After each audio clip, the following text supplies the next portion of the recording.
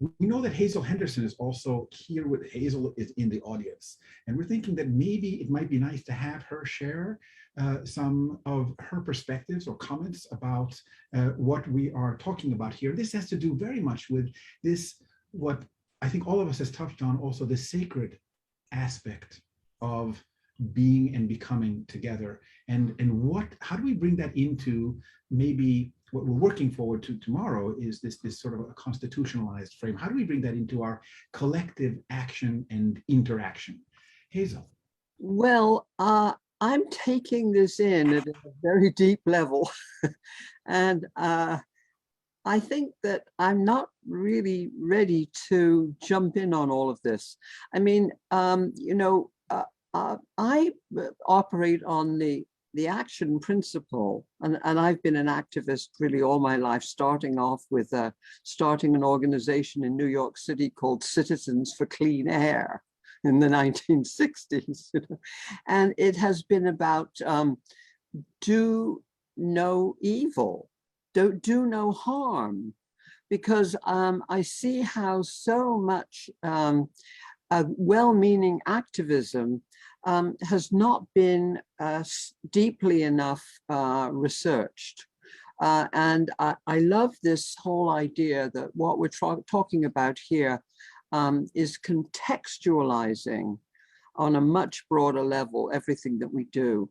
And for me, my consciousness ever since I was a child really has been that I am a small part of a species in relationship to all other species living on this planet, totally dependent on the free photons that come from our mother star, the sun. And that's my kind of conceptual pegboard. And that allows me to stay away from a lot of half-baked activities and try to focus on the ones that I feel sure will do no harm. Thank you so much. Thank you. Ahimsa, do no harm. From the 6 years of experience I had in Washington, D.C. as a cabinet level science advisor to the Office of Technology Assessment, the National Science Foundation, and the National Academy of Engineering on public engineering policy. And it so horrified me that 6 years to see the politicization of technology and science, and all driven by ego and money and what I would call, the value system of the lower chakras, you might say. And I walked away from that and wrote a book called The Politics of the Solar Age. And I knew that the future had to be to get off fossil fuels and nuclear power and allow the system to evolve as human knowledge was evolving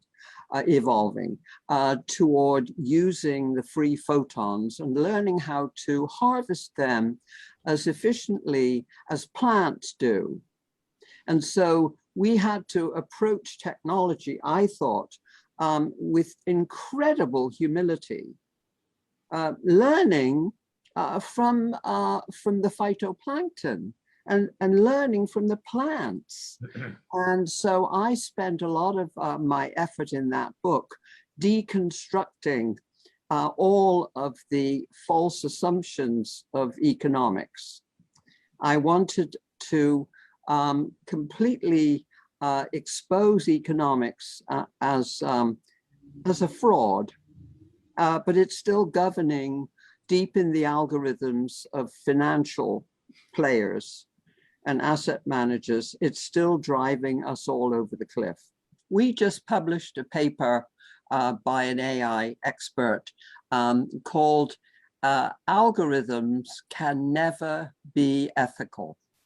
And it's a beautiful paper. And, these are the deep questions that we have to ask now. See, I think that the term artificial intelligence is an advertising slogan what they really, because it takes us humans out of agency, and we have to be responsible for the agency in AI and for how the algorithms are biased in terms of the people who train the machines. And so I wrote, one of my editorials recently was, let's train humans before we train machines, because we've got the whole thing ass backwards.